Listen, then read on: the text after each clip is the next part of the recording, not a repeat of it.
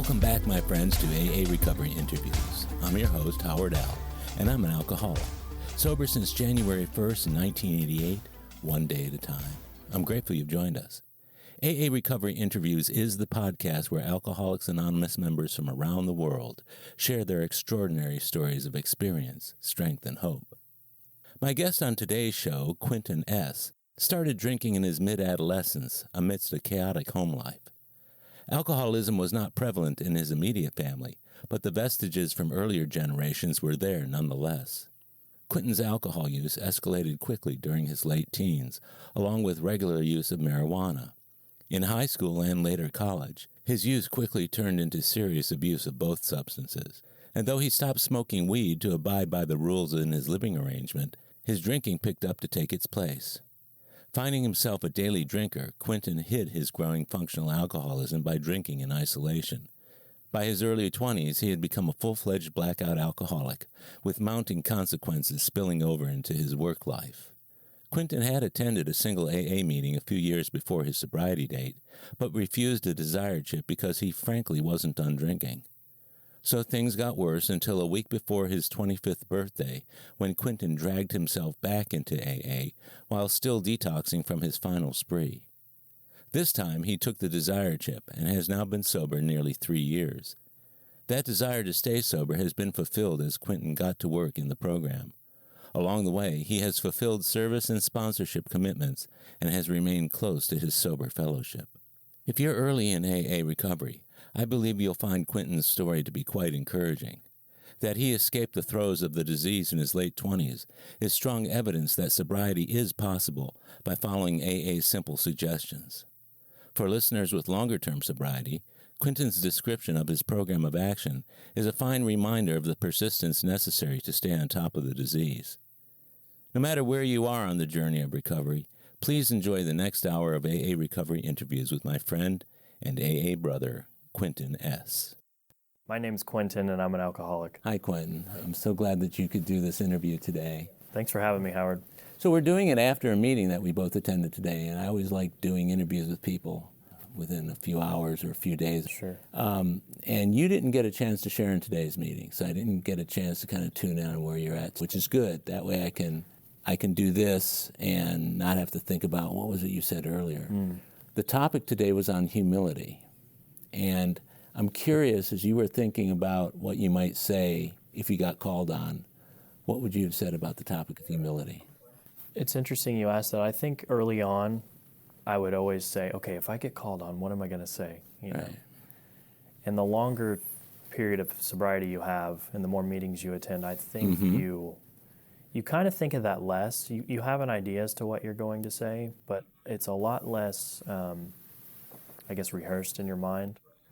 Because it's intimidating, right? You come into a room filled with people with what you think is years and centuries of sobriety when you have 30, 60, 90 days.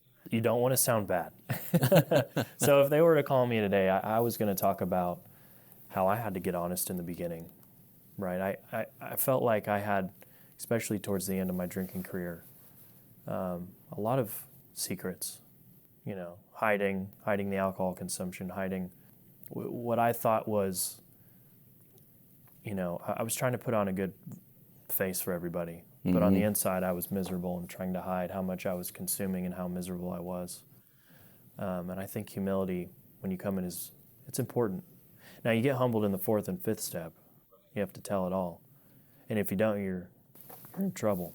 Yeah, I think the minute you walk through the threshold of the meeting, there's something that's very implicit about humility. Just walking into a room of AA, it's interesting that people don't go to AA until everything else hasn't worked, oftentimes. Yeah. And usually it's at a point of defeat or surrender, and there's nothing that says humility more than being beaten or surrendering, which is where the idea of humiliation comes from. But I think we go after being humble as opposed to being humiliated, which is very, very important. And it can be nerve-wracking for a lot of people. You know, do you remember a couple Mondays ago, I was actually leading that meeting that you attended, and it was somebody's first meeting. Oh, yeah.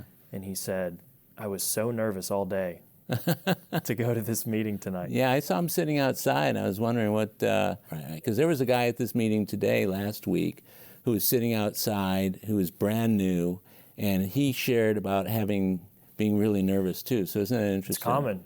I was pretty nervous for my first meeting. I don't know if it's because I was admitting to myself that I had a problem. I don't know what I thought. If I was going to have to stop drinking, if the secret would be out if I showed up to an AA meeting and everyone would know who I was. I mean, I just didn't know. So it can be nerve-wracking. The secret is out. Yeah, to us. But that's why we have the anonymous program to protect that. So how long have you been sober now? I've been sober since June 23rd, 2021. Okay, so you're coming up on 3 years. And it was 7 days before my 25th birthday. So I get to kind of celebrate both. So what was going on June 20th? Well, June 20th was probably the third or fourth day of a pretty in and out blackout bender. Towards the end of my drinking career, I had become a sun up to sundown drinker. You know, my boss at the time had gone on vacation, and I was in sales, and I thought of it as my vacation. Right. So from sun up to sundown, it was drinking, and in and out of coming to and blacking out, and so by the third or fourth day, I found myself calling somebody who I used to work for that was in the program. And I called him, which I don't think was the first time I had called him drunk, but I think it was the first time I called him and said, I need help. Will you come pick me up? And he did. So you already knew about AA. Did you know about it specifically from him or through shows and movies and that sort of thing? What was your concept and your understanding of what AA was before you actually encountered it for yourself? I think I knew what it was. I was kind of raised by my sister, and she is like a mental health professional. She's an LCSW. So I knew that she worked with people who were in recovery. So I kind of knew what it was. But coming into the program, I had gone to one meeting before. It was a Friday night meeting in the Heights, men's meeting that we're familiar with. And I went there probably 2 years before getting sober. Why did you even show up? And then what was your impression once you were there? So I used to work with John G. We worked together, and we used to play golf together. And he and I were sharing a golf cart, and I think I was drinking. In fact, I know I was drinking. I knew that he was sober, and for whatever reason, I told him that I used to have a problem with cocaine, but I no longer did. And he said, really? Well, how often would you do it? And I told him, you know, the amount. And I think I was honest. For the first time in a long time, I was honest about my use with that substance. And I had told him, you know, I hadn't done it in a few years, but I just drank. And as I know now, being in the program, that's a kind of a red flag for somebody that needs to be in recovery. But in my mind, not knowing or not being sober, I just kind of told him that I did cocaine, and now I don't do cocaine, but I just drink. And he said, you know, you should go with me to a meeting on a Friday night, the one that I mentioned. And for whatever reason, I said, okay, I'll try it. I wasn't ready to get sober then. I was just curious as to what AA looked like or what a meeting looked like. Did you identify when they said anybody, a newcomer, anybody Yes. first meeting? So the people in the room knew it was your first meeting. They did. And usually what happens in when there's a newcomer to the meeting, brand new guy, is the meeting kind of turns and shifts and then focuses on the individual who's new. Was that your experience with that? That was my experience. But he told me, he kind of said, you know, you don't have to raise your hand and say it's your first meeting. He didn't tell me what would happen if I did, but he told me I didn't have to if I wasn't comfortable. But I did. And everything that was said was relatable, you know, especially being a men's meeting. Yeah, because most people, they don't just go to an AA meeting because they're curious, but this is happening 2 years before you actually came into the program. Yes. You went to the one meeting. There must have been something about what was going on for you at that time that made you agree to show up at that meeting. Yes. I had some struggles with, obviously, cocaine, but mostly alcohol for quite a few years prior to that. And there was a time, in college where I couldn't stop drinking daily in college. In fact, it prohibited me from going to class a lot of the times, which is why I didn't finish at that time. Right. One day, for whatever reason, I Googled AA meetings in Waco. I tried calling my best friend's girlfriend who was at that school to see if she would take me. And she didn't answer the phone. She was probably in class, right? But she didn't answer, and that was the end of that thought for years. Yeah, until that meeting. Until the meeting on that Friday night. Yeah. So here you are sitting in the meeting. You're a brand new guy. Were you the only newcomer that night? I was. Okay, yeah. so... And this was pre-COVID. Pre-COVID. So the meeting turns its focus onto you as the new guy. What did you hear that night, and what didn't you hear now that you know what you should have heard? What didn't you hear that made an impact on you, good and bad?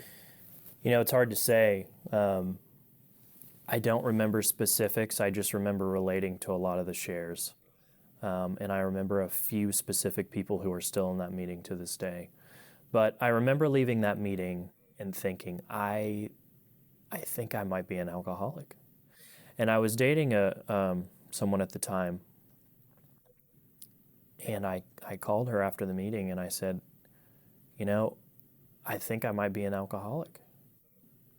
And she said, well, you do have a problem. You do like to drink a lot, is what she said. But she also said, I think you might just be young and in a party phase. Boy, she let you off the hook. Yeah, and I took that and ran with it. I said, you know what, you're right. But it wasn't her. I wasn't ready. So she gave you permission at that time to continue on. She kind of gave me the insight of, yeah, I am young. You know, I was probably 22 or 23 at the time, and yeah, that's a tough age, you know, especially if you're not ready. So that particular meeting, when they said keep coming back, did you get the sense that you would not be back, or what was your feeling after that meeting? No, I didn't know what to think. But I remember I did not pick up a Desire chip. Nobody nudged you and said, get up and get it? Yeah, they did, but I didn't want to disrespect anybody in there or the program as itself because I knew I wasn't. And I think part of me thinks if I pick up a Desire chip, you'll have to stay sober. I'm committed. Well, that's kind of what the Desire chip is all about, isn't it? It is. Yeah, it is. It's a token of our desire more than anything else, but if you have a sense like you're not going to get sober and you don't want to be sober and you don't want to go to AA, it'd be easy enough to pass on getting that chip. Yeah, and like I said, I was more curious as to what recovery looked like and what meetings were about, you know. And it wasn't, especially that meeting, it wasn't a bunch of old guys sitting around drinking coffee talking about how much their life sucks because they can't drink anymore. Well, that's a young guys meeting too, and it has been for a long time. Did you identify with anything that was said there? I don't remember, but they did call on me. They did? They did, and I remember saying, I like to party. It's gotten a little out of hand, but I don't know if I have a problem with alcohol, but I do have a problem with trying to be the life of the party or something like that, you know. I had so many more drinking years after that, you know. So that happened 2 years before your sobriety date, so it's about 5 years ago now that all that went on. Yeah. Okay. And the 2 years, especially with COVID, was a pretty big blur. Did you think about getting sober during COVID at all? No. Okay. No. The reason I asked that was because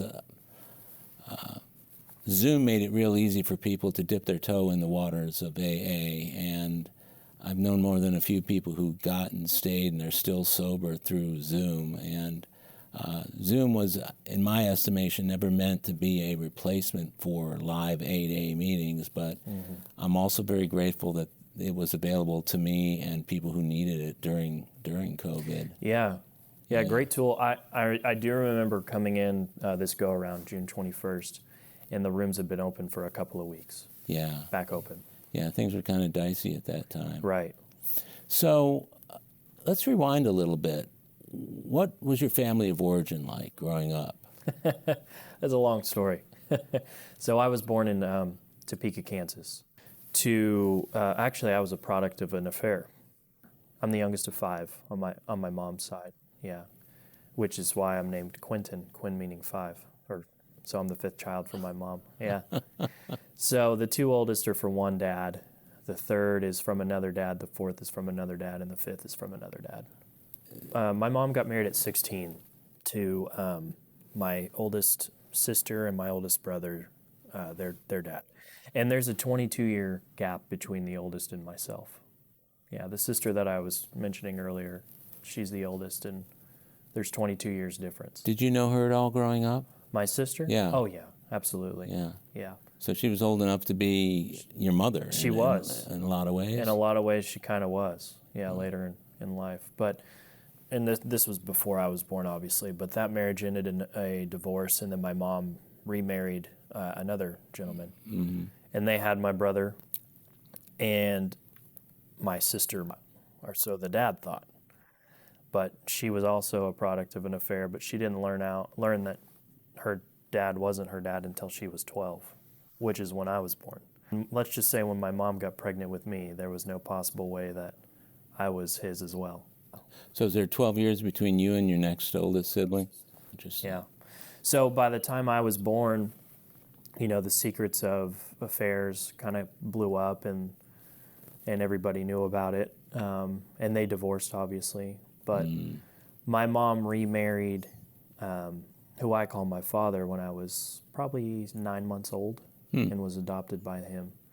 So by the time I was 4, all my siblings were grown and out of the house. It was my mom and who I called my dad, who is my dad. He just, he raised me. But it was just us 3.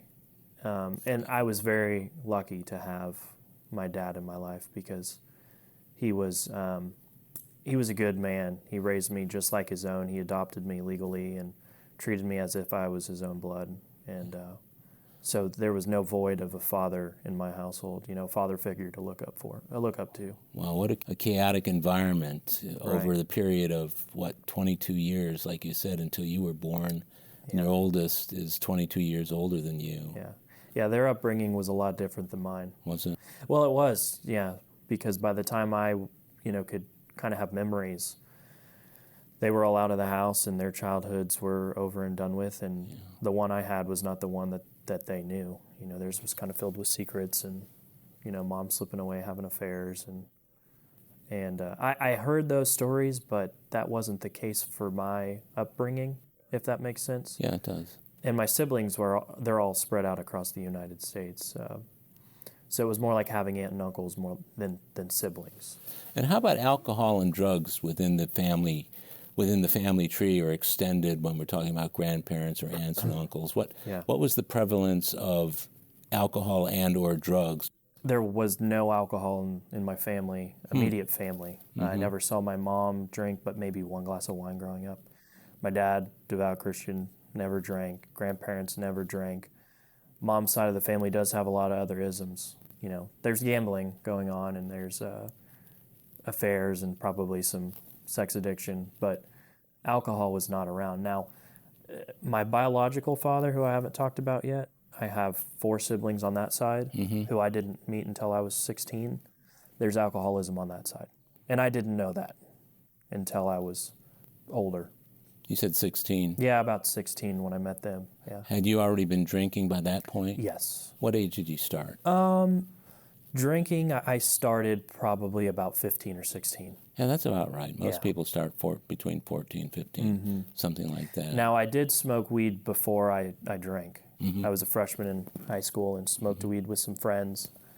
Though weed is not really my story, alcohol is, but it did start with that. It's enough to take the inhibition down to drinking. Yeah. and then if you decide you don't like the weed, you've still got the booze.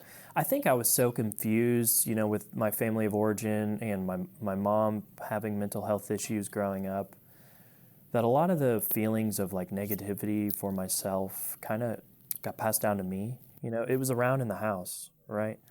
So the first time I ever smoked weed, it was like that all went away, and I was able to just relax. You must have loved it. I did, but I got caught probably my third or fourth time by my parents, so that was short-lived. Isn't that something? So freshman year comes to an end of high school. I'm living in Kansas, and I got the opportunity to move to Houston and move out of the house, to move in with my oldest sibling, my sister. So she had been living here 9 years by the time I moved down here. But so freshman year comes to an end, and I was smoking weed and not doing well in school and just kind of going down a bad path, right? And my sister recognized that. And she said, why don't you come down to Houston and live with me and go to a college preparatory high school? She has in-laws who were offering to pay for my schooling down here. Wow, that's great. Yeah. My sister and her husband got married when I was 7. So his parents were kind of like my adopted grandparents. Right? So I begged my parents, will you please let me move to Houston? And they're like, no, you're 14 years old. You're our child. Like, you're not moving to Houston. And it took a couple of months of convincing them, like, I won't do drugs down there. I'm going down a bad path up here. Can I please just go down there to Houston? Because I had visited down here every summer for 4 or 5 years, and I loved it. I was out of Kansas, the country where there's not a whole lot going on. Houston was a bustling city, and there were so many more opportunities down here. Mm-hmm. And one day I'm sitting in my room, probably playing Xbox or something like most 14-year-olds do, and my mom says, okay, you can go. And I'm like, go where? She says, you can move to Houston. And this is like July, school starts next month. And I was like, really? And all my friends and everything I ever knew was in Kansas. And now that I have the green light, I'm like double thinking it. Like, is this what I want to do? And so I called my sister and she said, okay, but there's one condition. No drugs. You can't smoke weed, and you're going to take school very serious. And I said, okay. So for me, it was kind of like going to college early. I would go back for spring break and Christmas break and all those breaks back to Kansas and be with my parents. But when I was here in Houston, it was school time. Huh. Almost like being in a boarding school. Kind of. Yeah. Yeah. That's Don't tell that to my sister. Well, when you first told your folks, when you first told your mother that you wanted to come down here and you wanted to get away from the weed and the drinking and everything else, was that a story you were making up, or were you actually that involved that you acknowledged the fact that you had a problem? I think 99% of me was being genuine. Huh. I want to get away. I want to start. Because I had seen what drugs had done to my brother. Mm-hmm. I told you there was no alcohol in the family. I have one brother who is definitely one of us. Mm-hmm. And I kind of saw what not getting out of Topeka would do for me. It's kind of like you're stuck working retail, or maybe you go to school and, it's just, there's not a lot of opportunities.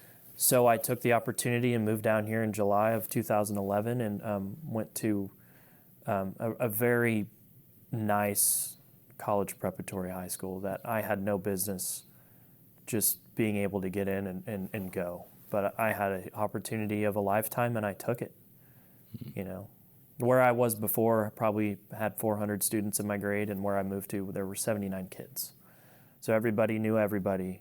Everybody knew each other's families, and you knew who was at school because of what car was in the parking lot. It was true camaraderie, right? Yeah. So how were you accepted when you moved down here? With my peers? Yeah. The first year was hard because those kids have been going to school with each other since preschool, and you're the new kid.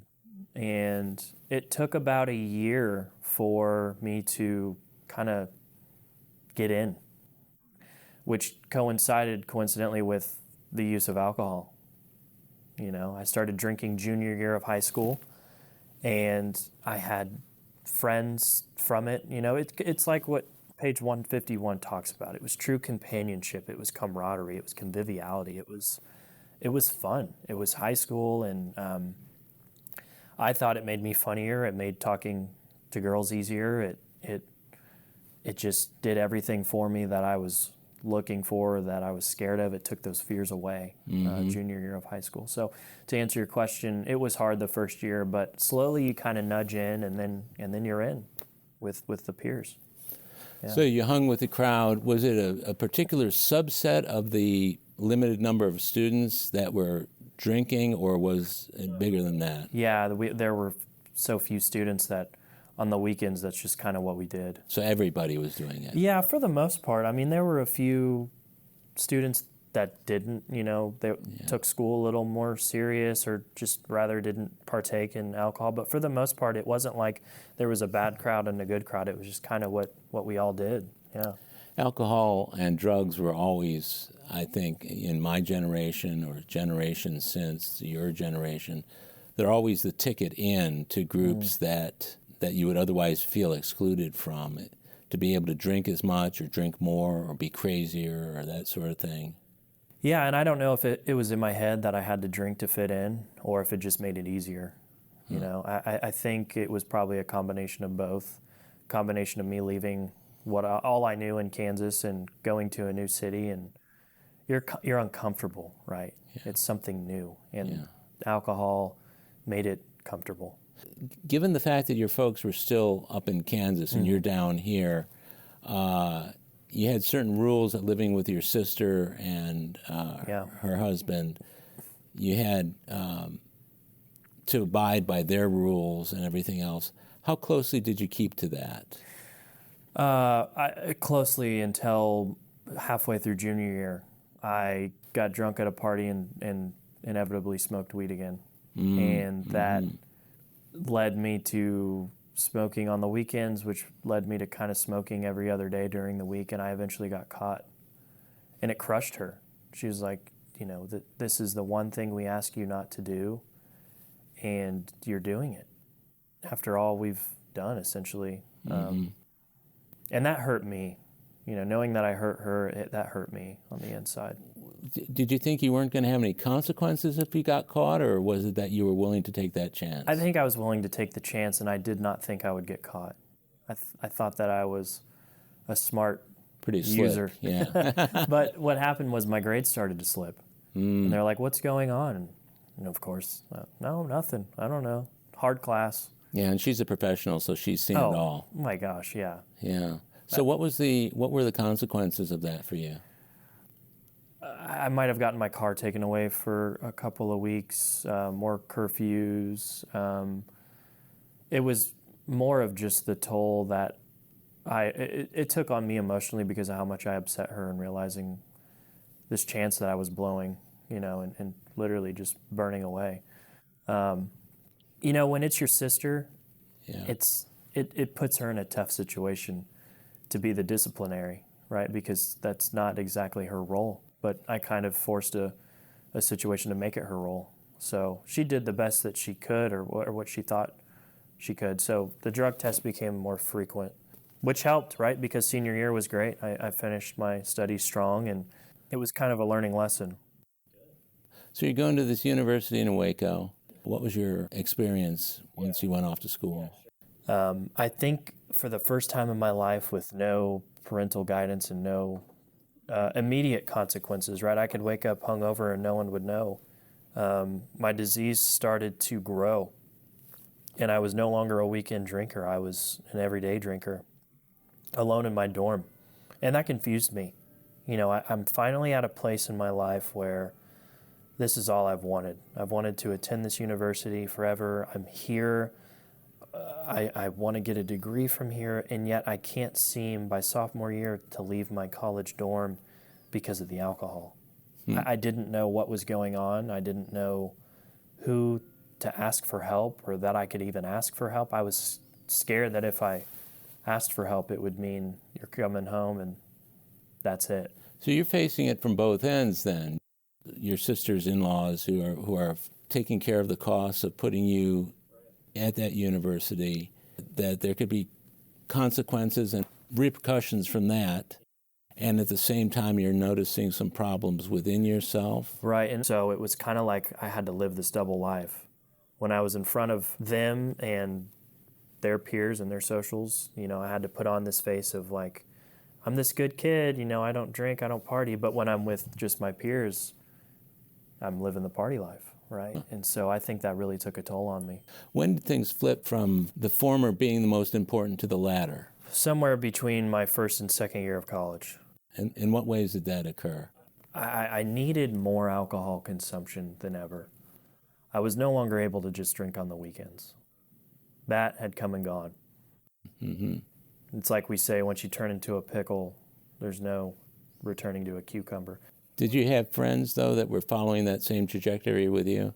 Not at all. In fact, my friends from high school we all went to college together. They were true good friends. Like, they were worried about my behavior. In fact, we had multiple conversations about, hey, I think you need to cut back. We lived on separate parts of the campus, so I could hide it. Mm-hmm. And my friends that I had on the other side of the campus didn't interact with my friends from high school that we went to college with. So, again, another double life. So you could go out when you weren't around the friends that you went to high school with, or anybody to whom the message of you leading that double life could get back to the people who are funding your education. Right. You'd be hanging with the folks who were doing what you were doing. Mm-hmm. Sounds to me like that's a really complicated situation to balance. I didn't look at it like that at the time, but looking back now in hindsight, yeah. How did you do it? Well, I didn't. You didn't? No, Okay. no. Sophomore year came to a conclusion, and it had gotten to the point where I didn't go to maybe 10 classes all semester, the last semester. Yeah. You must have had a pretty low grade point average by then. Yes, I did. So what were you telling people was the reason for that? Well, they didn't know yet. They didn't know. Yeah, they didn't know yet. And I knew at that time, when this semester comes to a conclusion, that's it. I'm gone. Did that bother you? Did that thought bother you? I think so. I think that's why I drank so much at that time. Alone. Isn't that ironic? The thing that bothers you the most is the thing that you keep on doing because you're bothered by it the most. I didn't know another way out. We'll be right back. My friends, if you're enjoying AA Recovery interviews, I invite you to check out my latest audiobook, Alcoholics Anonymous, the story of how more than 100 men have recovered from alcoholism. This is the word-for-word, cover-to-cover reading of the first edition of the Big Book, published in 1939. It's a relaxing yet meaningful and engaging way to listen to the Big Book anytime, any place. Have a free listen at Audible, iTunes, or Amazon. While you're there, search for my other audiobook, Lost Stories of the Big Book, 30 original stories from the first and or second editions missing from the third and fourth editions of Alcoholics Anonymous. It's also available from Amazon as a Kindle book or in paperback if you'd like to read along. You're going to love it. And we're back. So the friends of yours who noticed that you had a problem, did you get it? Did you hear it? Did you acknowledge it? Or were you brushing it off? I got it. I acknowledged it, but I couldn't stop. So you were very much in the throes of alcoholism. Yes. What was that like? It was scary. It was confusing. You're 19 years old and you're drinking the way that some people drink in their 40s or 50s after 30 years of drinking. Mm-hmm. Here I was 5 years into my drinking career, not even, and it truly got the best of me. But my sister would always tell me when I was about 16, be careful with alcohol because you're playing with a loaded gun. And what she meant by that was my biological father's side of the family. She knew them. She knew that it was prevalent in that side of my blood. And I just didn't think it would happen to me. Like most of us who have that in our family, we just think, oh, well, that won't be me. That won't be my story. Yeah, and there was almost a desire to prove that story wrong. Absolutely. Or just thinking it wasn't going to affect you. Yeah, so school kind of comes to a close and I move back home and my sister tells me, you can live with me and get a job and go to community college here, but I want you to go to a therapist. And I said, okay. Mm-hmm. And I think looking back, she knew that if she told me that I had a problem, I wasn't going to hear it. Yeah. But if I heard it from a professional, maybe I'd listen. So I go to my first session with a therapist, and she asked the inevitable question, how much do you drink? Oh, 2 or 3, maybe a day, which was not true. Yeah. I was probably finishing half a bottle of vodka at that time. And I think I went to 2 or 3 sessions of hers, and yeah, I said, I'm not really connecting with her. I don't want to go anymore. And so I didn't. I never went back. So school comes to an end, or I leave rather, and I start working at a club, spa, hotel here in Houston as a pool boy. So here I go from, a kind of prestigious university to serving drinks and food by the pool for a summer. Talk about humbling, because a lot of the people who hung out at this establishment I grew up with and went to school with. And it's fine for a summer job, but then that summer comes to an end, and I got a different position at the same company, going inside and being a server at the restaurant. And over the span of 4 years, I go from a pool boy to a inside server to a concierge to selling pretty expensive memberships. All while, after I get off work, I go to my local watering hole and drink till 12 or 1 in the morning, because now I'm 21 and I can do that. Did you do that by yourself, or were you with friends? No, I did it by myself. The people that were there were the same ones that were there every day. They'd get off work and they'd come do the same thing, because, I was an alcoholic. I didn't know that at the time, but it was kind of like the camaraderie that I was talking about, right? That we get from these meetings, from AA meetings. That's, I think, what I was searching for by going to the same bar, the same establishment every night, and playing pool or playing cards or playing darts and drinking like everybody else drank for the first time. And they were 30, 40, 50 years older than me, but I had to wear a suit to work. So they got off. They thought I was a lawyer or something. And they would ask me, "Are you a lawyer?" I said, "No, I'm not." And I told them where I worked, so they understood. And my friends were still in school, so they had no idea. Yeah, except for my family who I lived with. I'd be coming home at 2 in the morning, and eventually they had enough of that too. So it was time to move out on my own. And of course, when you're hanging out at those establishments, people start bringing in other substances. And that's where I tried cocaine for the first time, playing darts till 2 in the morning and doing cocaine. What did you think when you did cocaine for the first time? I thought it was awesome, because I could drink more. Yeah. You'd be so drunk and you'd do some cocaine, and then all of a sudden you could drink more and be coherent. So really, for me, I think it was just being able to drink more was why I liked it. But that was short-lived. I think in a 2 or 3 month span of being a concierge and being able to get it, having it accessible and not having to pay for it, I lost quite a bit of weight, and it became noticeable to where people were asking, what's going on? In fact, it was my friends from college, once they graduated, asked, "What's going on?" And I told them. I said, "I've been doing some cocaine." And they said, "Do you have any on you right now?" And I said, "No," which I did. That was a lie. So I did the rest of what I had in my pocket that night and didn't do it again, which I'm so thankful for, because I think that was the beginning of the fentanyl crisis. I had never heard of anyone dying from cocaine and fentanyl-laced cocaine until probably 6 months after I stopped. Pretty expensive, is it? Well, it was accessible for free for me. I would recommend, I would get people in at restaurants or high-end restaurants around the city, being a concierge. And so it's kind of their way of tipping you. It was like a trade, yeah. Huh. Yeah. Here's a reservation, and thank you so much for the cocaine. Yeah, because sometimes the money gets in the way of continuing that particular drug. Oh, yeah. But so you stopped cocaine. Yes. Flat. Yeah. Did your drinking ramp up after that? Of course. It did, again. Yeah, so of course. Well, actually, I think it stayed the same. I think just not having that substance to keep me on balance, if you would say, it made the blackouts start to increase. So you have a history of doing the weed and then stopping, and then the booze picks up. I guess so. And then cocaine, and then stopping, and then that picks up. Yeah, I guess so. So if we take a look across the graph here, were you higher on the graph in terms of your drinking? That was always my number one substance, yeah. It took away the edge. It took away which I think, probably stems from my childhood, like not knowing, just being in a weird position. Like, my dad is my dad, but he's not my dad. There's so many secrets that are going around my family. I was uncomfortable. The only time I felt most comfortable or totally at ease is when I was at friends' parents' house with a loving, mother and father. And not that mine weren't. It was just a different dynamic.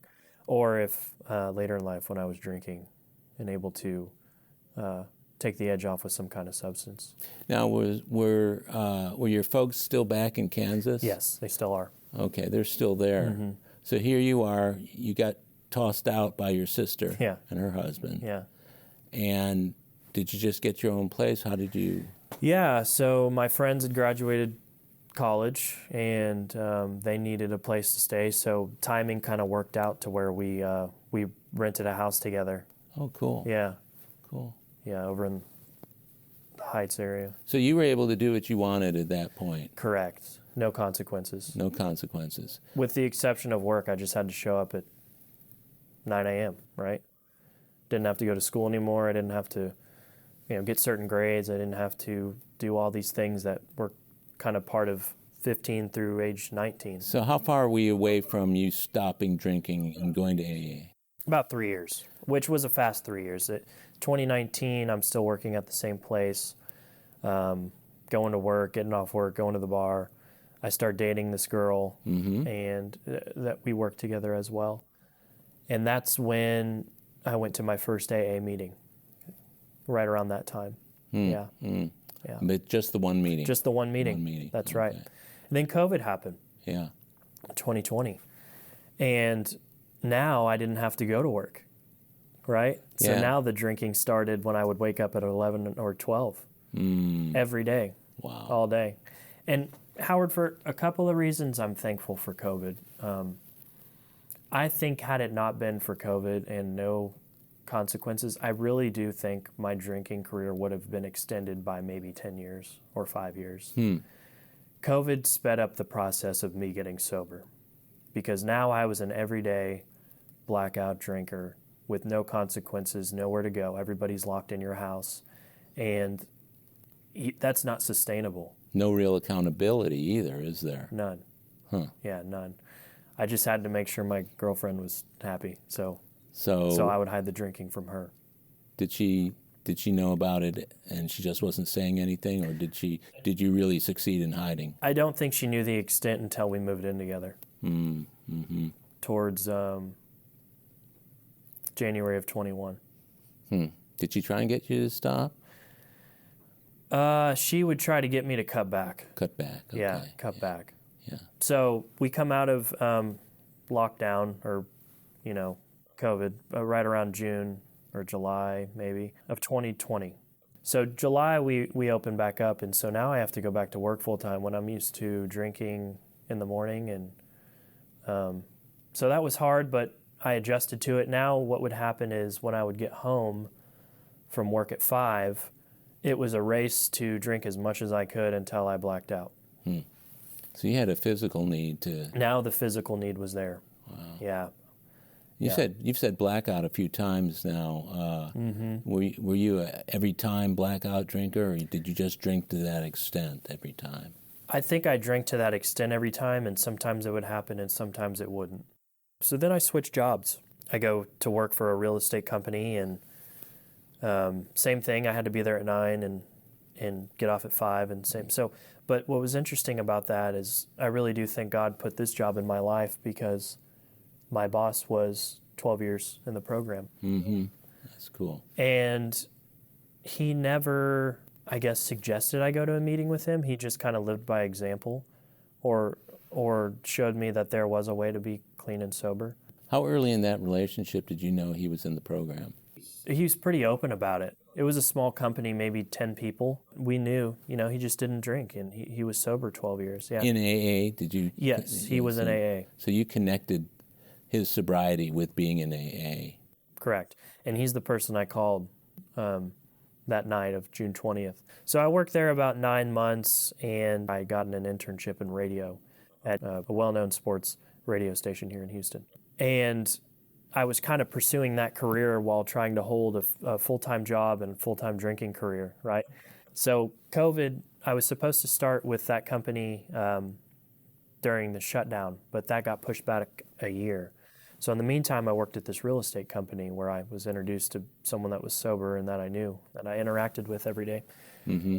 And that was short-lived, like 9 months. I got out of that career because I got a job from the radio company that I was mentioning, and they were ready for me to come work for them. Because as much as I was a mess outside of work, I was very professional and moved up in work. I was able to kind of keep those two things separate. You would be what we would call a functional alcoholic. At that point, I was. Yeah. Yes. That whole industry that you're talking about is one is relatively permissive of people drinking and certainly drugs. I've heard all the stories of the 80s and 90s. You know, radio in the 80s and 90s and early 2000s was a wild place. I mean, I've heard stories of people doing cocaine in studio and going on air, right? It's not the case now, but that wasn't the culture of where I went to go work. So I leave the real estate business. I go work in radio. I finally got my dream job of being in sports and being in radio.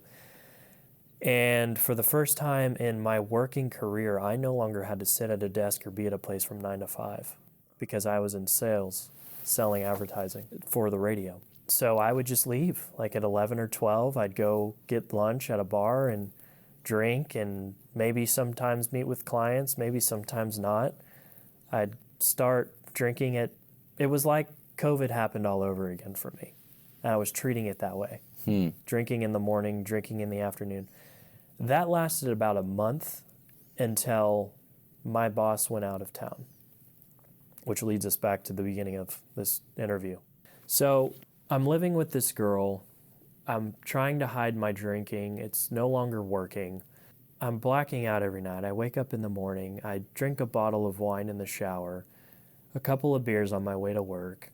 I go start drinking at lunch, and then by 3, I kind of finish my day and go to the bar and drink till 11 p.m. I mean, it was absolutely miserable. Sounds like it. And in the moment, you don't realize it. But towards the end, I was miserable. Well, the days have a tendency to just roll into each other, and everything becomes a blur after a while, doesn't it? Yeah, it's an absolute blur. So I was there about a month or two before my boss went on vacation, and I didn't go to work. I went on a bender for 3-4 days. At the end of the 3 or 4 days, like you said, sun's coming up, sun's going down. It all feels like one day to me, you know? And I finally call that guy and I say, his name was Ryan. I say, Ryan, I need help. Like I'm crying on the phone. I need help. Yeah. Will you come pick me up right now? He goes, yeah, where are you at? I was at a bar. He picks me up. I kind of remember this, right? He picks me up, takes me to his home, and I am physically shaking, like from alcohol withdrawals just for an hour or two. And he actually gave me some whiskey, and he said, here, drink this. This is your last day. Like, drink it, stop the shakes. And he calls my sister.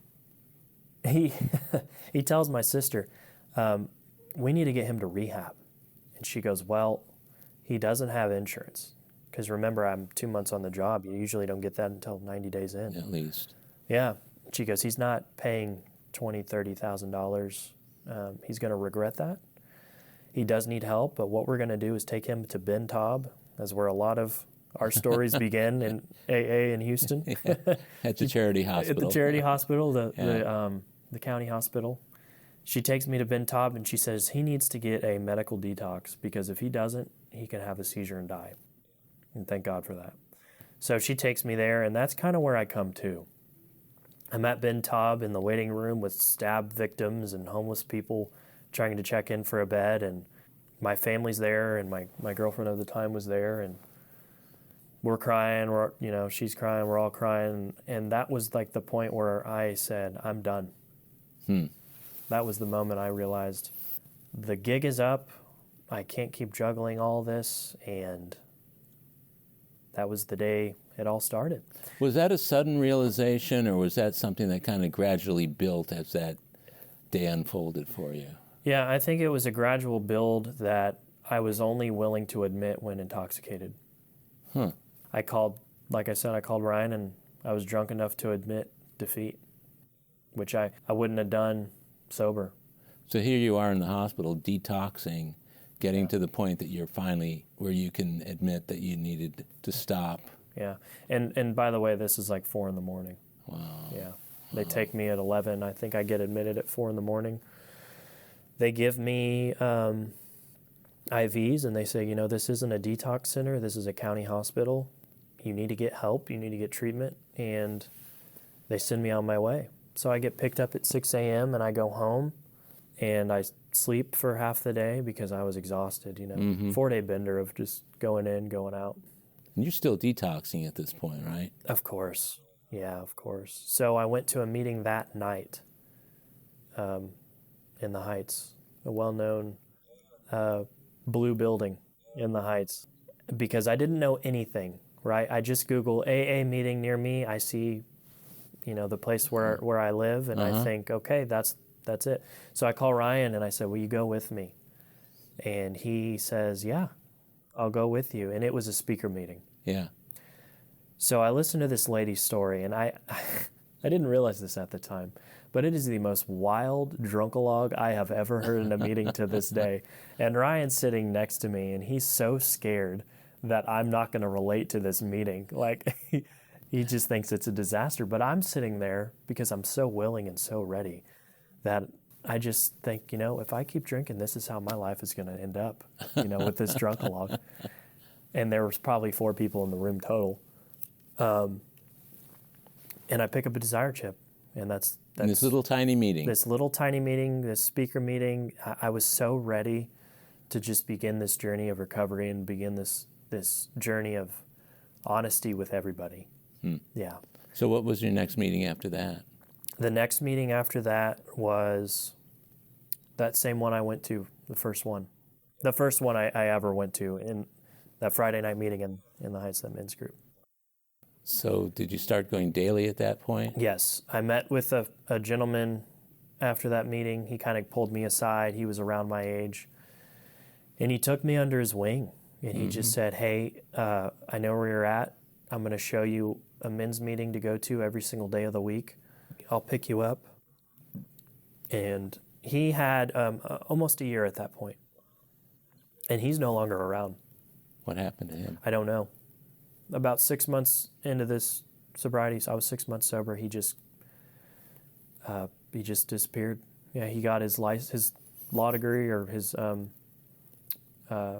what's it called? His license to practice, which he was using the program to get, and just disappeared. So things got too good for him. I don't know.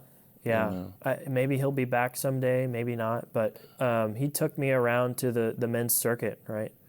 The Monday group that we had, Tuesday over in Bel Air, Wednesday in Memorial Park, Thursday back in Bel Air, Friday in the Heights, Saturday morning. So he took you on the whole circuit? The whole circuit. And that's still the circuit I do to this day, and that's the circuit I show other guys when they're new. What a turning point. I mean, it sounds like everything was leading right up to you having to go into Ben Taub. Yeah. And interesting that you still weren't detoxed when you got out. The first 3 days were rough. I woke up in night sweats, shaking during the sleep, kind of jolting. When you start falling asleep and you would jolt, like wake back up, for about 3 days. I was physically addicted. Yeah. So a lot of people think when they go to AA, the misconception is, I'll go there, I'll get sober, I'll learn how to drink, and I won't have to go anymore. Yeah. What was your expectation? No, I knew because of that meeting a few years back that this was a pure abstinence program.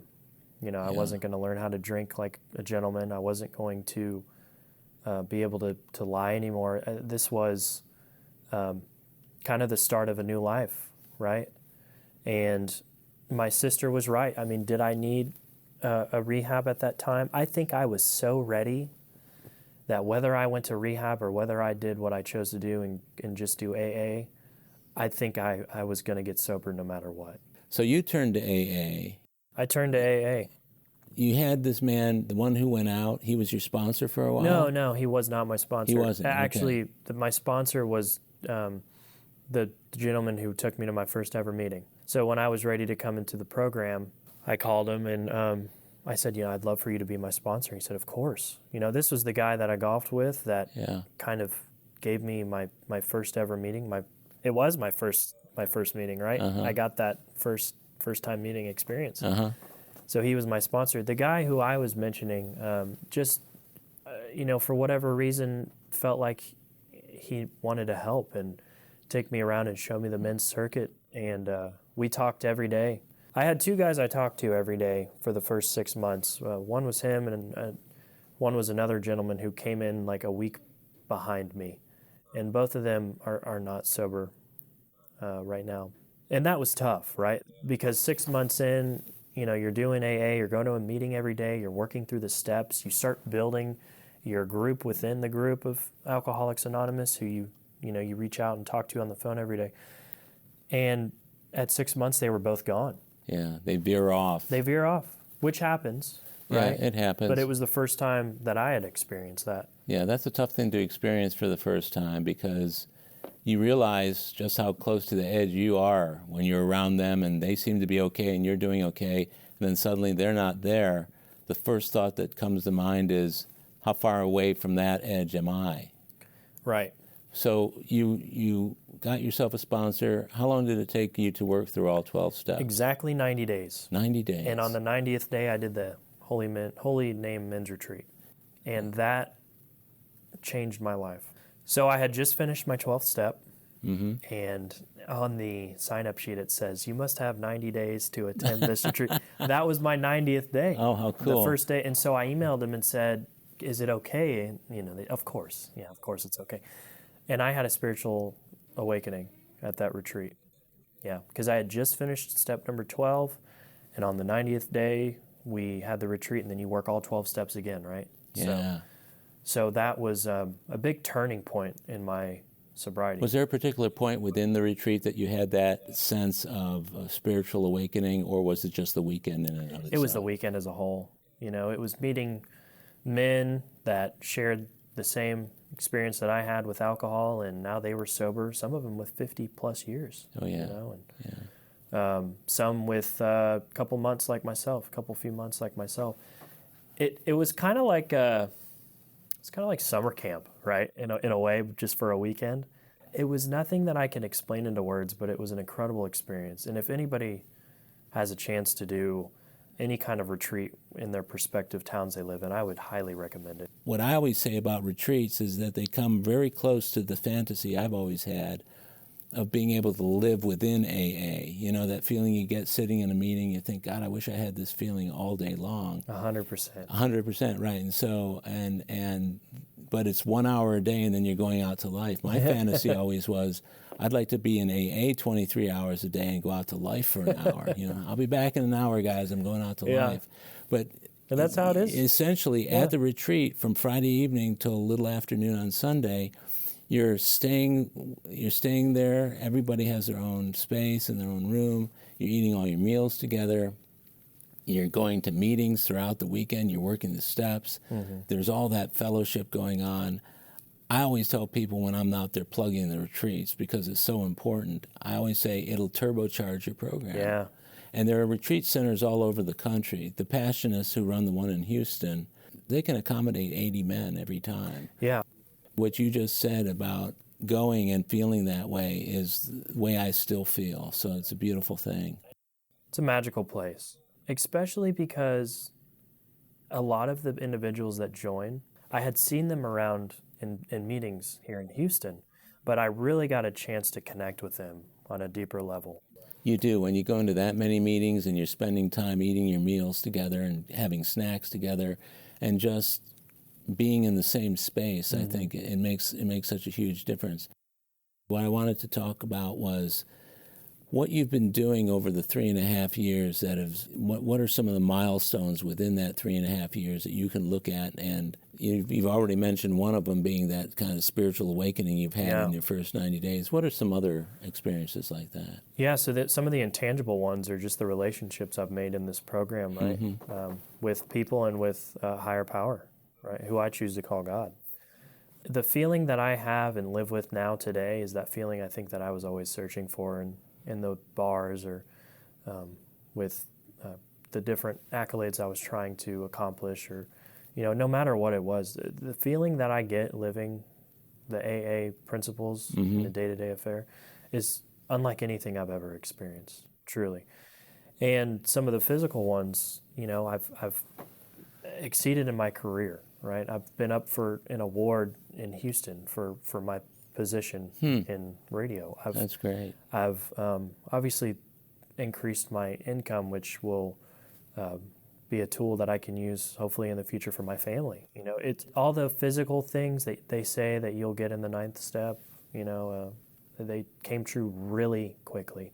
But the intangible ones that I mentioned, those are ones that stay forever, as long as you're working the program, you know. And I'll tell you this, Howard, we haven't talked about this at all, but your podcast was extremely important for me in my first year of sobriety. Really? And I know we just came from a meeting of humility, so I don't want to inflate your ego at all. But honestly, no, it was, because every single night that I fell asleep, I would put on your podcast and hear people talk about how they got sober and the way that their story, you know, began with Alcoholics Anonymous.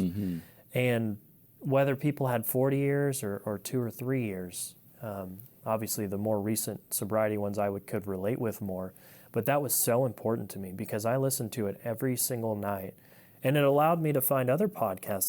Your podcast was an introduction to be able to consume AA material via listening, and that was so important for me. So thank you for everything that you've done for this program. Well, you're welcome, and thank you for saying such nice things about it. That everything you said is absolutely the reason why I do it. Are there parts of the program that you look at and you still struggle with? You know, I think in the first year of sobriety, it was so easy to have that conscious contact with a higher power every day.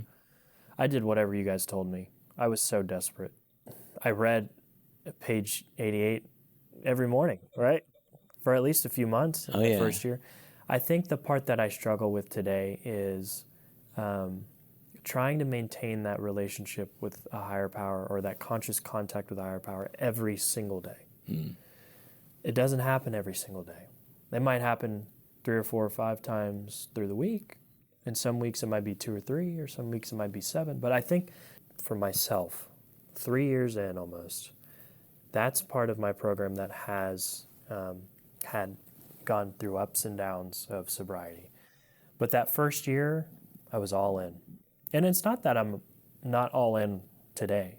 It's just that my program's changed a little bit. I don't go to a meeting every day.